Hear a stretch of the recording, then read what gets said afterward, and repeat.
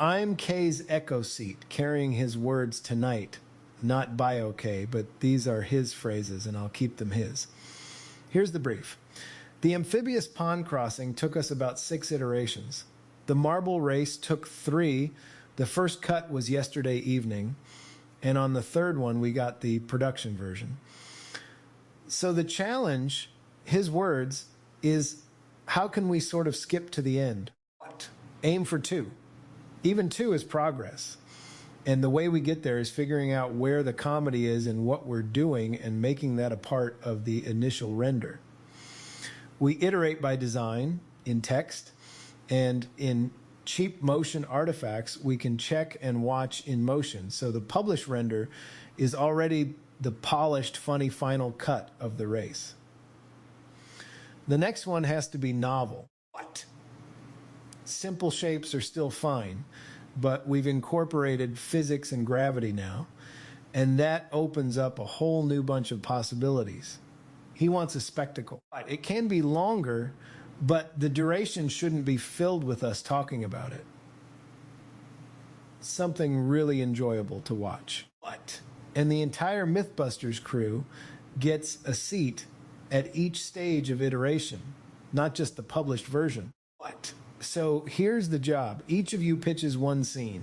Say where the comedy is and why it survives the first render. Welcome in. And Adam, Jamie, good to have you at the table. Grant and Tori, you're with us on the build. Here's the honest ledger before anybody pitches. The pond took 6 passes, the marble race took 3, and the third one taught us the whole thing. Physics decides who wins, not the script. I don't call the race anymore. I report it after the bell, past tense. The machine beat me to my own punchline last time. Fine. I'll take the promotion. We staff the crew to the decision window. So if the thing decides in 5 seconds, our hands work before the release and after the wreckage. And spectacle, we promise, is a debt. Spectacle, the world hands us, is a gift. So the bar, a novel scene, simple shapes are still fine. Gravity's in our hands now. Use it. Something it's a joy to watch with nobody talking over it. The duration carries itself. And you can find the comedy before the first render, or it isn't ready. Pitch order, Adam, Jamie, Kari, Hammond, May, Jeremy, 1 scene each. Where the comedy lives and why it can be right the first time. Adam, go. But here's mine. 1 object. A pendulum wave, 1 bar, 15 bobs. Each string cut a hair shorter than the last, 1 gate, so they all let go in the same instant. It snakes, tears itself into noise, snakes back the other way, and somewhere around a minute in, every bob agrees again. Nobody choreographs that. Gravity does. But the comedy is that it looks rigged and isn't, and we're the ones who end up looking stupid. We each back a bob. The lead changes hands a dozen times. Every one of us is right for about half a second, and then it resyncs and we all win at once, which is the one result nobody bet on. That's the beat. But hold wide and silent through the noise, cut tight on the alignment, and the only line lands after it. Priors. Period goes with the square root of length, not mass, not swing angle. Superposition of slightly detuned periods. Damping, which ends the show for us, so we don't have to. Measure first the exact resync time in seconds. Nobody writes a word until we have that number. But my rule is foam core before the house. Build the whole cut ugly full length at the real duration and watch it. If the laugh isn't in the ugly one, it isn't in the pretty one. Here's mine. A pendulum wave that rings bells, 15 steel balls on strings, each a little longer than the last, a bell under each one. Pull them all back together, let go, gravity does the rest. For a minute you get a snake sweeping down the line, then noise, then it gathers itself back into a single line. Nobody talks. Nobody can. Before anyone writes a line, I'd test whether the period holds at the angle we need. Received wisdom says period depends only on length. That's the small angle approximation. And to ring a bell, you pull back much further than small. 30 degrees runs a 1.5% slow. Over a minute, that's a second of drift, and a second smears the pattern. The comedy's there.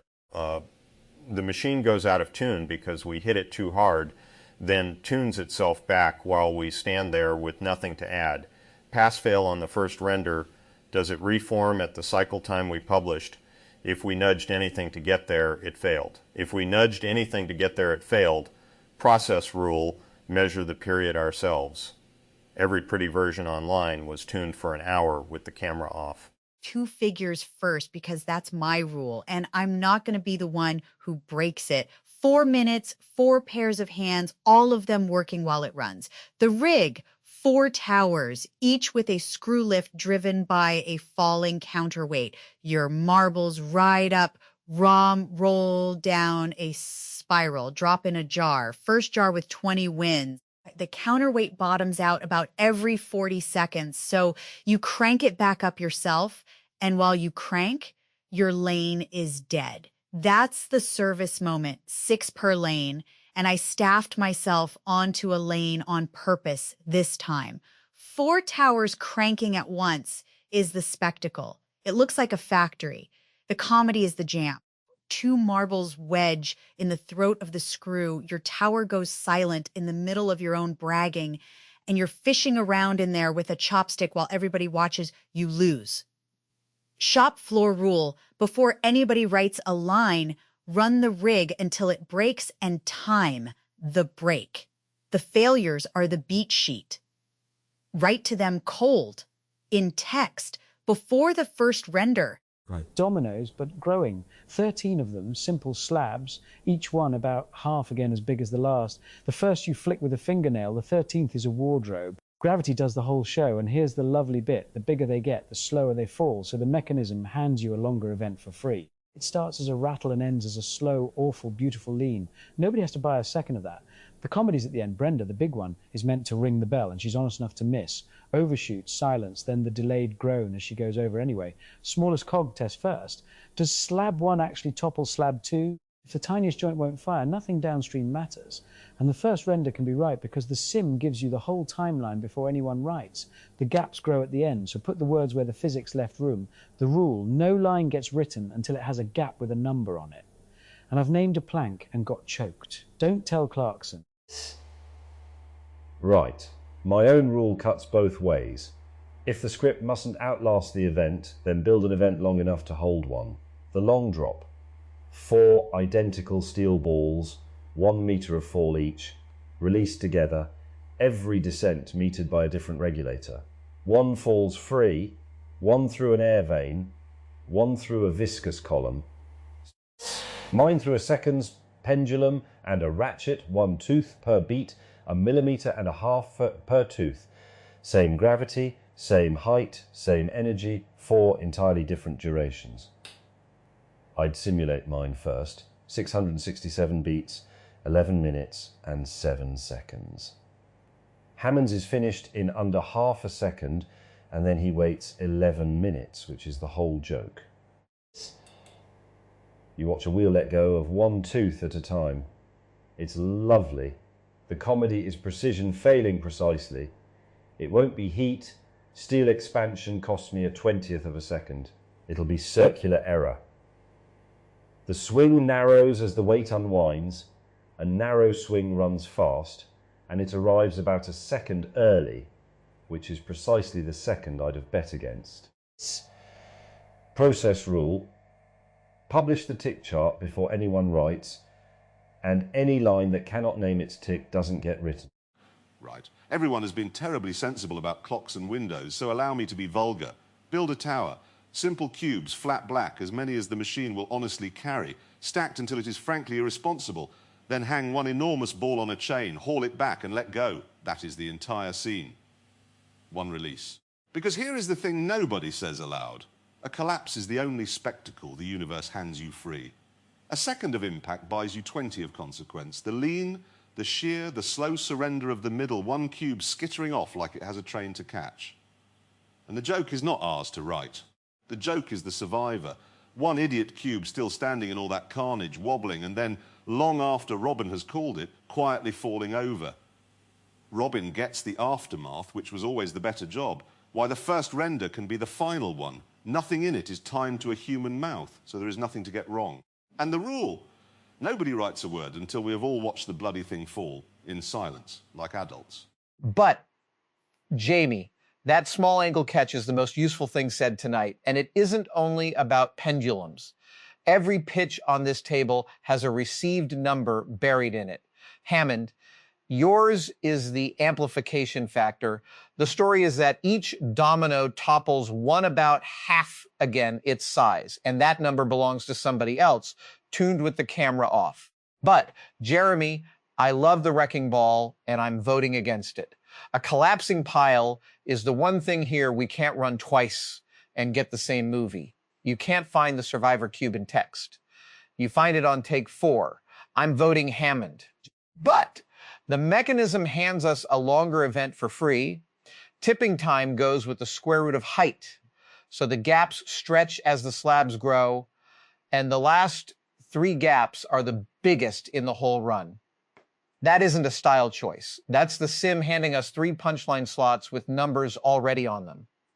One addition, but sweep the ratio until the chain dies. Find which slab quits first, back off 1 notch, and build right at that edge. The near failures lean the longest, and the lean is the joke. My job in the handoff is the foam core cut. Gray rectangles, real timing, straight out of the sim, full length, no words. We watch it in silence before anybody makes it pretty. Jeremy, I like the picture and I don't trust the sim. A collapsing stack is contact dynamics, friction, stacking, cubes bouncing off each other, and that is the one thing a simulator will lie to you about most convincingly. Kari, same problem with the jam. You can't compute a wedge. You'd have to script it, and a scripted jam is bought time, which is exactly what we just got caught doing. So my vote is Hammond's dominoes.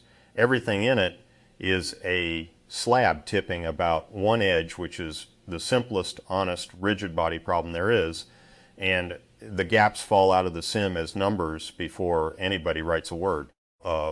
One correction, Richard, and it's in your favor to have it now. Toppling time goes as the square root of height.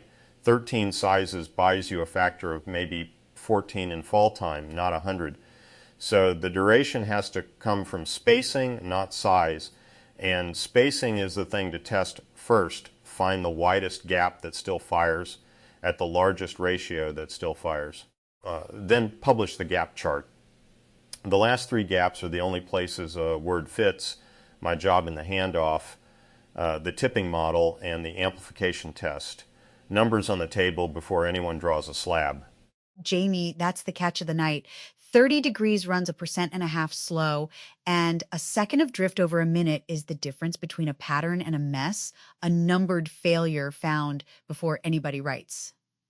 I'm voting yours, the Bell variant. Adam, your ugly full-length cut is my run it till it breaks. Same tool, different accent. Against my own rig. 4 screw lifts means 4 jams, and a jam is the one thing we'd have to fudge. Fudged physics is bought speed with extra steps. Mine goes on the shelf. May, 11 minutes is a duration, not a spectacle, but bring your tick chart over here. Jeremy, a collapse is the best gift on offer and the hardest thing we'd have to sim, honestly. And we have 2 iterations, not 6. What I'd add, the hands go where they belong. 1 gate, 1 pair of hands, 15 balls combed to the same line, and the reset between takes is the crew's work. Before the release, after the last bell, and publish a lead change chart off the sim, which ball is in front every half second. No line gets written that can't name its lead change. My job in the handoff, I build the gate and the length table, and I own that chart. Jeremy, I want the tower. I want it badly, which is exactly why I don't trust it. A collapse is spectacle we promise, and you said it yourself. Promised spectacle is a debt. 50 cubes and a contact solver is where 2 iterations goes to die. May, 11 minutes of a ratchet is genuinely lovely, and I'd watch it alone on a wet Sunday, but we'd end up talking over it, and that's the sin we just finished confessing to. So I'm voting Jamie's, the pendulum wave with the bells. 15 strings, 1 gate, 1 line of physics, and it runs a full minute on its own bookkeeping. Jamie's catch is the smallest cog done properly. We don't ring bells at small angles, so the received formula lies to us by 1.5%, and it lies differently to every bob. One thing to add, don't only publish the resync, publish the false one. These rigs gather into halves and thirds partway through. A fake finish. Everyone calls it, and it isn't. That's the laugh in text before a single frame exists. My job in the handoff, the bench. I measure every period at the real bell swinging angle, publish the length table and the honest resync in seconds, and nobody writes a word until I have. And number 7 rings late all night. He's called Kevin. Jamie, you've described my scene with better hardware, so I'll vote for yours. The pendulum wave that rings bells. It's the only pitch here that's closed form. Period from the square root of length, no contact solver, nothing our simulation can lie about, and it hands us a full minute nobody can talk over. Jeremy, I love the wrecking ball, and it is 6 iterations, not 2. 20 cubes in contact is the hardest problem in this room, and the first render will look like jelly. Now, sharpening. Your 1.5% is 1.7 at 30 degrees, and the bit that matters, pull them back with a straight bar, and every bob gets the same displacement, not the same angle. The short ones swing wider and run slower, and the wave detunes in a direction we can compute before anyone writes a word. So either the gate is curved and the angles are equal, or we publish the smear and let it be the joke. My job is the period table and the tick chart. Lengths, counts, the corrected resync time to the 10th, published before a line exists. Hammond's rule stands, no line without a numbered gap. If the render lands on my number, we were honest. If it lands early, somebody fiddled it. Adam, Jamie, lovely thing, the pendulum wave, and I have watched it on the internet, which is exactly my objection. It resyncs. Everyone goes, ooh, and nobody has ever laughed at a screensaver. May, 11 minutes of a wheel releasing one tooth at a time is not a scene, it is a hostage situation. So my tower goes in a drawer, and my vote is Hammond's dominoes. It is the only one where the spectacle grows by itself. The mechanism hands you a longer event the further it runs, free, and the last 3 seconds are the biggest thing on screen. One release, gravity does the escalating, and the comedy is a geometry problem we can settle in text. Make Brenda's miss a number. Put the bell just past her reach. Publish the shortfall in centimetres, then let her go over anyway and ring the thing on the way down. And check the biggest joint, not only the smallest. The tiny one is charming. The wardrobe is where it will fail. My job, the tail. The wreckage, the last line, and the word count against Hammond's gap chart. Anything that will not fit a numbered silence I cut, including mine. And Hammond, you told me not to be told. I am telling everyone. What? Jamie voting dominoes is the whole tie break right there. The one man in this room who doesn't trust a simulation just told us which one he'd trust. That isn't a vote. That's a measurement. So dominoes. Here's why in my words. Jeremy's right that nobody ever laughed at a screensaver. The wave is beautiful, and we have all already seen it, and I asked for novel. But the dominoes escalate on their own. The mechanism hands us a longer event the further it runs, and it fills that time without us filling it, which is exactly the sin we just finished confessing to. But Adam sweeps the ratio to the edge and builds where it almost dies, and the near failure lean is Hammond's false finish, moved over intact. Everybody calls it early, and they're wrong. Jeremy puts Brenda's shortfall in centimeters, and she goes over anyway. That's funny in text before a single frame exists, which is the whole ask. What? In May, Kari, your smear and your lead change chart aren't losing tonight. They're instruments. Bring them. The pendulum wave with the bells is the next challenge, not the dead one. Robin, call it and staff the handoff. That's the room. Nobody voted for their own, and Jamie voted for the one mechanism he'd trust with the camera off. That isn't a vote, that's a measurement. Dominoes, 13 slabs, each about half again, the last one flick gravity doing the escalating. At the end, Brenda the wardrobe aimed at a bell she cannot reach, short by a number we publish before we build. Silence. Then she goes over anyway and rings it on the way down. Jamie the tipping model and the amplification test, the widest gap that still fires at the largest ratio that still fires, tipping time goes with the square root of height, so duration comes from spacing, not size. Publish the gap chart. Atom sweep the ratio till the chain dies. Build one notch back where the near failures lean longest and cut the foam core. Gray rectangles, real timings, full length, no words, watch silent. Hammond, the bench, smallest cog, biggest joint, and your false finish comes over intact. May, no line without a numbered gap. If it lands early, somebody fiddled it. Kari, the gate, one pair of hands, and your lead change chart adapted, which slab is falling every half second. Crew before the flick, crew after the wreckage. Jeremy, the tail, the shortfall in centimeters, the aftermath, the last line, the word count against Jamie's chart. And you cut whatever won't fit a numbered silence, including yours. Grant, Tori, the builders, you're on the grown team. 2 iterations. Numbers first, chart and model and foam core watched silent, then the beat sheet written into the gaps. Then the polished cut. K sees the good one, not the ugly one, and the pendulum wave with the bells is banked. Next. Alive, not dead. Me, I don't call it. I report it after the bell, past tense. Brenda rang it on the way down, and she was never meant to reach it. Good night, folks.